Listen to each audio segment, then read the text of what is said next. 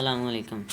Ashfaq on line کی نئی video کے ساتھ محمد اشفاق تمام دوستوں کو خوش آمدید کہتا ہے۔ دوستو، آج کی اس ویڈیو میں ہم آپ کو فرعون کی بیوی حضرت آسیہ رضی اللہ تعالیٰ عنہ کے بارے میں بہت اہم معلومات دیں گے۔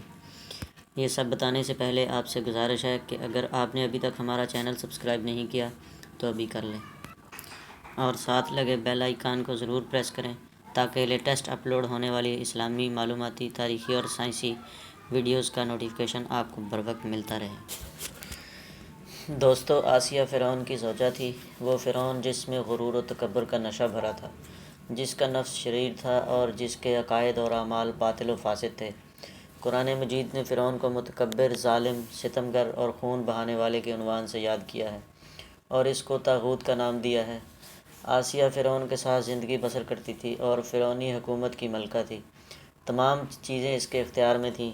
وہ بھی اپنے شوہر کی طرح فرما روائی کرتی تھی اور اپنی مرضی کے مطابق ملکی خزانہ سے فائدہ اٹھاتی تھی۔ ایسے شوہر کے ساتھ زندگی، ایسی حکومت کے ساتھ، ایسے دربار کے اندر اس قدر مال و دولت، اطاعت گزار غلام اور کنیزوں کے ساتھ میں اس کی ایک بہترین زندگی تھی۔ حضرت موسیٰ علیہ السلام نے اللہ کا پیغام ان کو سنایا۔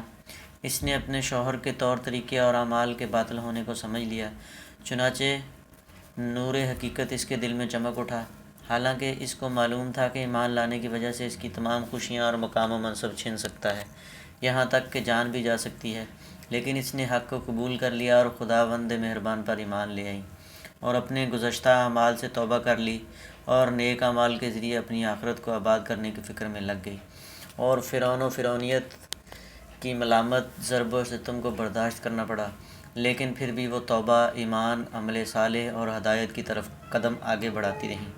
جناب آسیہ کی توبہ فرعون اور اس کے درباریوں کو ناگوار گزری، کیونکہ پورے شہر میں اس کی بات کی شہرت ہوگی۔ جی ہاں، یہ کیسے ہو سکتا ہے کہ خدا کو فرعون سے، حق کو باطل سے، نور کو ظلمت سے، صحیح کو غلط سے، آخرت کو دنیا سے، بہشت کو دوزخ سے اور سعادت کو بدبختی سے بدل لے۔ چنانچہ آسیہ نے اپنے ایمان، توبہ، استغفار پر استقامت کی، جبکہ فرعون دوبارہ باطل کی طرف لوٹانے کے لیے کوشش کر رہا تھا۔ فرعون نے جناب آسیہ سے مقابلہ کی ٹھان لی، لیکن آسیہ کی ثابت قدمی کے مقابلے میں ہار گیا۔ اس نے آسیہ کو شکنجہ دینے کا حکم دیا اور اس عظیم خاتون کے ہاتھ پیر کو باندھ دیا اور سخت سے سخت سزا دینے کے بعد پھانسی کا حکم دے دیا۔ لیکن جناب آسیہ نے دنیا و آخرت کی سعادت و خوشبختی کو حاصل کرنے کے لیے صبر کیا۔ جناب آسیہ کی حقیقی توبہ، ایمان و جہاد، صبر و استقامت، یقین اور مستحکم عزم کی وجہ سے قرآن مجید نے ان کو قیامت تک مومن و مومنات کے لیے نمونہ کے طور پر پہنچوایا ہے۔ اور خدا نے ایمان والوں کے لیے فرعون کی زوجہ کی مثال بیان کی کہ اس نے دعا کی کہ پروردگار میرے لیے جنت میں ایک گھر بنا دے اور مجھے فرعون اور اس کے درباریوں سے نجات دلا دے اور اس پوری ظالم قوم سے نجات عطا فرما دے۔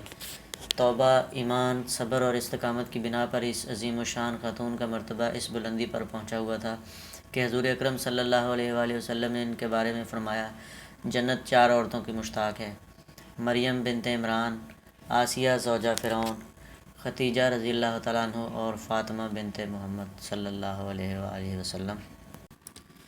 اللہ تعالیٰ سے دعا ہے کہ اللہ تعالیٰ ہمیں اپنے اور رسول اکرم صلی اللہ علیہ وآلہ وسلم کے بتائے ہوئے طریقوں پر عمل کرنے کی توفیق عطا فرمائے۔